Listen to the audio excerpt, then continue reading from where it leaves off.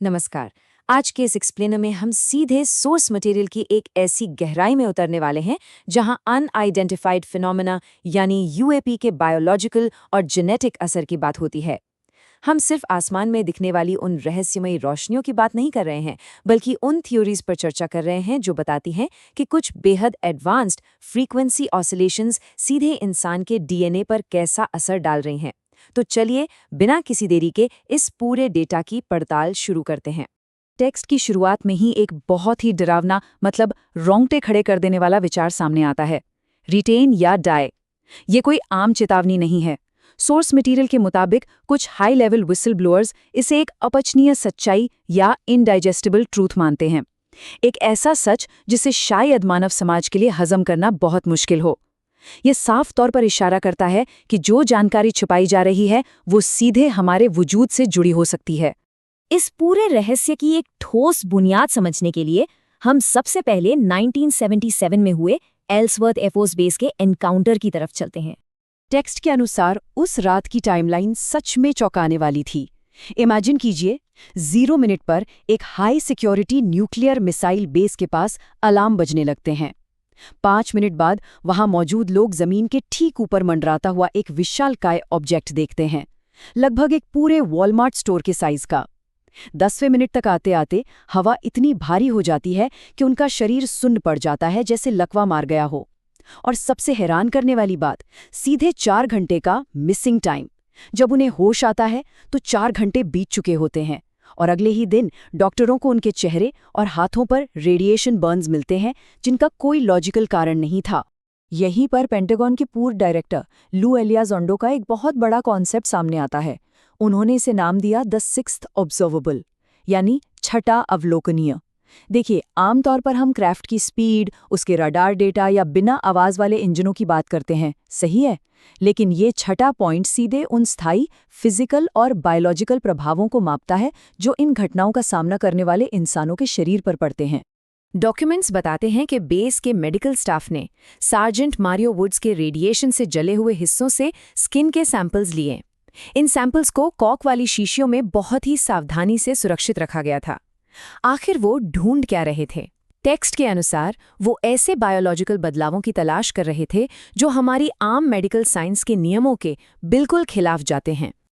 अब हम physical evidence से थोड़ा और आगे बढ़ते हैं और बात करते हैं शरीर में मिलने वाले कुछ रहस्यमयी न्यूरल इम्प्लांट्स की। इसे ऐसे समझिए, अगर उंगली में कोई लकड़ी की फांस या कांच चुभ जाए तो हमारी बॉडी का इम्यून सिस्टम तुरंत रिएक्ट करता है, सूजन आ जाती है। लेकिन इन अनोखे इम्प्लांट्स के केस में बिल्कुल शून्य रिएक्शन, बॉडी में कोई सूजन नहीं होती। ऐसा लगता है जैसे शरीर को पता ही नहीं है कि वहां कोई बाहरी मेटालिक ऑब्जेक्ट मौजूद है। ये बायोलॉजी के सभी ज्ञात नियमों को पूरी तरह तोड़ देता है। इस टॉपिक पर podiatric surgeon doctor Roger layer की रिसर्च काफी दिलचस्प है। उन्होंने ऐसे 10 से ज्यादा सर्जिकल ऑपरेशंस किए और बॉडी से इन इम्प्लांट्स को बाहर निकाला। उन्होंने नोटिस किया कि ये ऑब्जेक्ट्स प्रोप्रियोसेप्टर्स नाम के नर्व सेल्स की एक घनी लेयर से घिरे हुए थे। हैरानी की बात यह है कि ये सेल्स नॉर्मली सिर्फ हमारे हाथ और पैरों में दबाव महसूस करने के लिए होते हैं।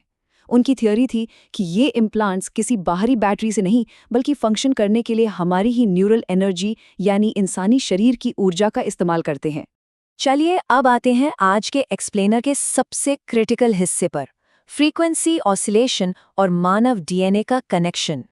यहाँ एक पूरी बायोलॉजिकल थ्योरी समझाता है। होता ये है कि ये क्राफ्ट्स हवा में स्पेसिफिक फ्रीक्वेंसी ऑसिलेशंस यानी कुछ खास तरह की तरंगे छोड़ते हैं। लाइट और एनर्जी की ये पल्सेस सीधे इंसान की सेल्यूलर स्ट्रक्चर यानी कोशिकाओं में घुस जाती हैं। फिर ये बाहरी फ्रीक्वेंसी बॉडी की उसी न्यूरल एनर्जी को कंट्रोल करने लगती हैं जिसका जिक्र हमने अभी किया था। और इसका फाइनल रिजल्ट, मानव डीएनए में बदलाव करना या उसे पूरी तरह से रीराइट कर देना। एक तरह से ये सीधा डीएनए हैकिंग है। मतलब ये हुआ कि ऐसे ऑब्जेक्ट्स के करीब जाना कोई आम घटना नहीं है जिसे बस देखकर भुला दिया जाए। सोर्स मटेरियल इसे एक लाइफ ऑल्टरिंग मेडिकल इवेंट बताता है। ये फ्रीक्वेंसी इंसान पर परमानेंट बायोलॉजिकल डैमेज कर सकती हैं। ये सिर्फ एक सिक्योरिटी थ्रेट नहीं है, बल्कि ये हमारी इंसानी बायोलॉजी की आज़ादी और संप्रभुता पर एक सीधा और बहुत बड़ा खतरा है।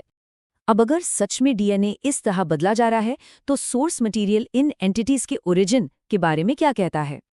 आखिर ये आ कहाँ से रहे हैं और इन्हें हमारे डीएनए में हेरफेर करने की क्या जरूरत पड़ गई? यहाँ पर स्पेस से आने वाले एलियंस की जो पुरानी कहानी है वो एक बहुत ही माइंड बेंडिंग मोड़ ले लेती है। भौतिक विज्ञानी जैक सरफाटी का टाइम ट्रैवल लूप सिद्धांत देखें। वो कहते हैं कि ये एंटिटीज किसी दूर के ग्रह से नहीं आई हैं, बल्कि ये भविष्य के इंसान हैं। जी हाँ, वो भविष्य के इंसान जो एक मरती हुई टाइमलाइन से समय में पीछे आए हैं। इवोल्यूशन के साथ उनके दिमाग बड़े हो गए हैं, टेलीपैथिक ताकतें आ गई हैं, जिन्हें हम अक्सर ग्रेज कहते हैं। सरफाटी की थ्योरी के मुताबिक वो हमारे मौजूदा डीएनए के साथ इसलिए इंटरैक्ट कर रहे हैं ताकि वो अपने खुद के अस्तित्व को बचा सकें। ये बायोलॉजिकल हेरफेर असल में उस टाइम ट्रैवल लूप को बनाए रखने का एक तरीका है ना हैरान करने वाली बात। चलिए अब इसके आखिरी पहलू पर नजर डालते हैं, गोपनीयता और ऑन्टोलॉजिकल शॉक। सरकारें आखिर इस डेटा को छिपाने के लिए इतनी हदों तक क्यों जाती हैं? सोस्टेक्स बताता है कि यहाँ ज्यूरिसडिक्शनल सीक्रेसी का एक बहुत बड़ा लूपहोल काम करता है। देखिए, पेंटागन तो मिलिट्री एनकाउंटर्स, क्राफ्ट की स्पीड और स्टेल्थ जैसी चीजों को ट्रैक करता है, लेकिन क्योंकि इन क्राफ्ट्स की फ्रीक्वेंसी में एक रेडियो एक्टिविटी सिग्नेचर होता है, असली कंट्रोल आ जाता है ऊर्जा विभाग यानी डिपार्टमेंट ऑफ एनर्जी के पास। और वो एटॉमिक एनर्जी एक्ट का सीधा इस्तेमाल करके किसी भी ऐसी चीज को हमेशा के लिए दफना देते हैं जिसमें रेडियो एक्टिविटी की बात हो।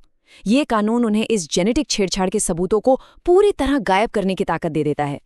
कांग्रेस सदस्य टिम बर्शट जैसे अधिकारी इसी बात की ओर इशारा करते हैं। उनका कहना है कि ये एक ऐसी अपचनीय सच्चाई है जो समाज में पूरी तरह से ओंटोलॉजिकल शॉक ला देगी। मतलब एक ऐसा झटका जो हमारी वास्तविकता, हमारे विज्ञान और दर्शन की पूरी नींव को हिलाकर रख देगा। अगर सबको पता चल जाए कि हमारे डीएनए को फ्रीक्वेंसी के जरिए रीराइट किया जा सकता है तो सच में सब कुछ बदल जाएगा। जो हमें इस एक्सप्लेनर के अंत में एक बहुत ही जबरदस्त सवाल पर छोड़ जाता है, क्या वाकई किसी सरकार या संस्था को हमारी ही भलाई के नाम पर इस तरह का बायोलॉजिकल और जेनेटिक डेटा छिपाने का हक है, या फिर क्या समाज अब सच में इन सबूतों का सामना करने के लिए पूरी तरह तैयार है? ये एक ऐसा सवाल है जिस पर हम सबको गंभीरता से सोचना चाहिए।